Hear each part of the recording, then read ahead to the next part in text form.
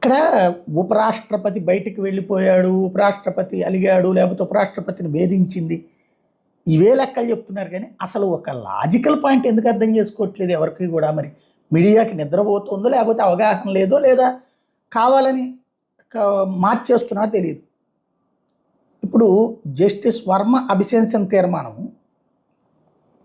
రాజ్యసభలో ప్రతిపక్షాలది ఆయన తీసుకున్నారు. అధికార పక్షం కూడా అదే కదా కావాలని కోరుకుంటుంది. యాజ్ ఫర్ నామ్స్ ప్రతిపక్షం తీసుకున్న తీర్మానానికి కూడా ఇక్కడ అధికార పక్షం కూడా సమర్థించాల్సిందే సచ్చినట్టు. ఎందుకు జస్టిస్ వర్మ తొలగింపు అన్నది అధికార పక్షం యొక్క ప్రతిపాదన. ఎందుకు సుప్రీంకోర్టు అధికార పక్షానికే చెప్పింది, ప్రభుత్వానికి చెప్పింది, మీరు మీ పార్లమెంట్లో పెట్టేసి తీసేయండి అయ్యా ఆయన అని చెప్పేసి.